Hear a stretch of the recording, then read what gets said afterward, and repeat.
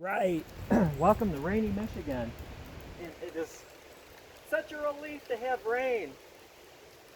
It's been dry lately, and with sunny, warm weather, unseasonably warm, a lot of visitors. And so uh, it's nice to have this little break because it's Saturday, it's the weekend. You can see some of the leaves are starting to turn, but man, oh man. Oh, doing the rain dance because it's going to be nice. We're not going to have like 200 people through here today. I'm going to get a break. Water. And it's so apt that I'm discussing cedar bows right now and a juniper bow. I'm going to fully admit something. No shock, I'm not perfect. You know, nobody is. Stuff happens. So, I've got, if you remember, if you watched like almost all my videos, there was this wet weather white cedar bow that I was yapping about. I decided, I'm like looking at this thing, no matter where you go in the house, it's like a cacophony, that's today's vocabulary word, of bows, corner bows everywhere, bows on racks, bows, like a Dr. Seuss book. And so I was looking at that cedar bow, and it was very anemic because it was too long and it's not sinew backed, and it's like, wow, I bet if I shorten this, and it's strung backwards because I want to get it into reflex, a lot of reflex. And I was looking at the lines, like that bow has possibilities. It'd make a nice little paddle bow. I don't know what the length is. Didn't measure it. I just did it according to like how much I should shorten it. Made from a tree, but it didn't worry about crossing growth rings, didn't worry about this or that, did the shaping.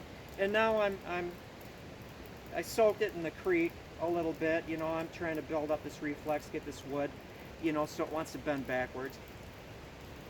Have realistic goals. White cedar, Thuja occidentalis. It is not going to be a 60-pound bow. I am shooting for 35 to 40 pounds. But I'm also shooting for the fastest possible 35 to 40 pound bow I can possibly make. And reflex, sinew backing on a short bow because the mass of the sinew doesn't play as much of a factor as far as slowing the limbs down on a shorter bow as it does a longer bow.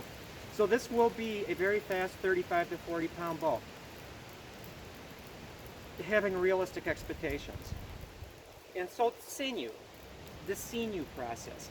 Sinew, however you want to pronounce it, is it's a long process as far as preparing sinew. Pounding it, stripping it down, stockpiling quite a bit. Because this is white cedar, I am not going to use 3.5 ounces of sinew on the back.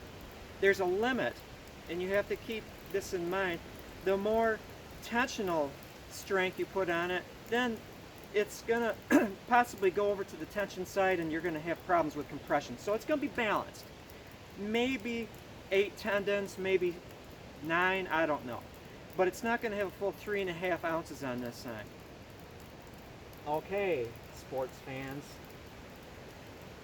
I had a juniper, eastern cedar, eastern red cedar bow.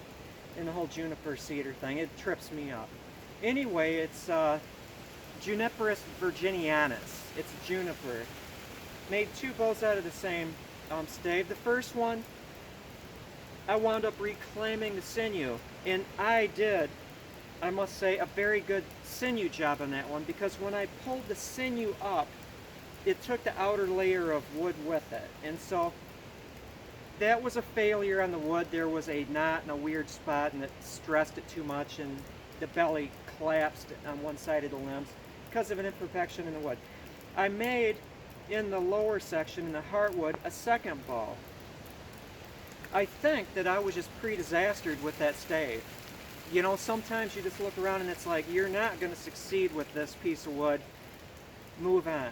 And so, went down to the pole barn, the workshop, grabbed that failed second juniper bow. Failed because of compression failure in a certain area. Forces weren't distributed even though it was a well-designed and executed wooden portion of that bow. broke it in half so I could remove the sinew. And with some effort, I was able to rip the sinew up. Bad sign. I have some color of the juniper, but I did not rip the wood up. This one failed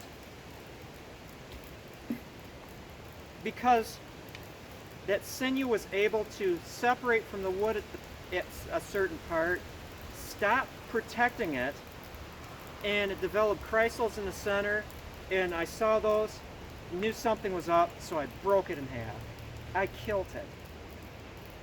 This morning I peeled it up, and the reason why I had to kilt it was because exactly I did not take enough care in sizing the back. This thing would probably be alive if I took the extra effort.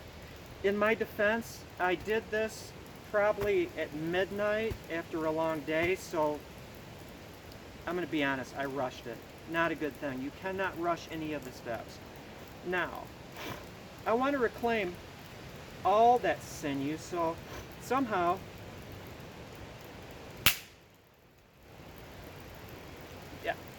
maybe I could make an atlatl out of that, so I'm not going to toss it. I'm going to use, there we go. I know that's a bad sound for us bow makers, but feel happy that this shall live again. It's highly complicated to reclaim sinew. It's beyond the technology of most people. I say sarcastically because this is so easy. There we go. You rip it up, you wad it up, wad it. You have to be very careful when you wad it. And the next step is very critical. You have to stuff it in a jar that has water. And there we go. In 2 days, maybe less, this will be able to be returned into its original form of strands. And again, once you work with water and sinew, you have to keep it wet until the bow is starting to dry. And there we go. Primitive Archer. Yeah, I have the right hat. Primitive Archer magazine has a bow of the month. And so I've always kind of thought about entering the bow of the month. Not to win, you know, whatever. All bows are good if they work. The people that win deserve it. I think I might enter this one in it. I remember seeing a catalpa bow, catalpa wood bow of all things, entered into it, and I kind of like that. More power to the people that are working hard to enter the Bow of the Month contest, and when they win, congratulations. But in this point in my life, you know, what is winning to me? What is winning to me? It's nice, but you know, I rarely win at anything. I'm good at stuff, but I never really win, but whatever. I think this would make a fun bow to enter in the Bow of the Month. I haven't seen any white cedar bows yet, because it is, I'm sorry, not the best bow wood, but it is a bow wood if you have reasonable expectations, and I think this would be kind of fun to throw out there. John makes a white cedar bow. Why? I don't know. Why not? Why not? Well, this will be fun. I am going to do the bent tab tips. You can see the sad carcass of this one in here. It was a beautiful bow. Luckily, I didn't rawhide wrap that tip. Although, if I did a rawhide wrap, the tip shape is about the same as on that dead juniper bow as it is on this, so I could have probably reused the rawhide wrapping for the tip. That would be fun. But that is it. When you make sinew back bows, do not completely finish off the sinew and make it unrecyclable until you are positive that that bow is going to work. You know, 100 shots through there, you'll get a pretty good shot. Do not fear the broken bow. Gosh darn it, I am going to make a couple atlatls out of these things. Why not? Reuse, recycle, and there's another thing in there, but I forget. Have a great day. I hope if you're having a rainy morning like this that you enjoy the rain. Why not? If you're given grapefruits, make grapefruit aid. Think outside of the box. Have a good one, everyone.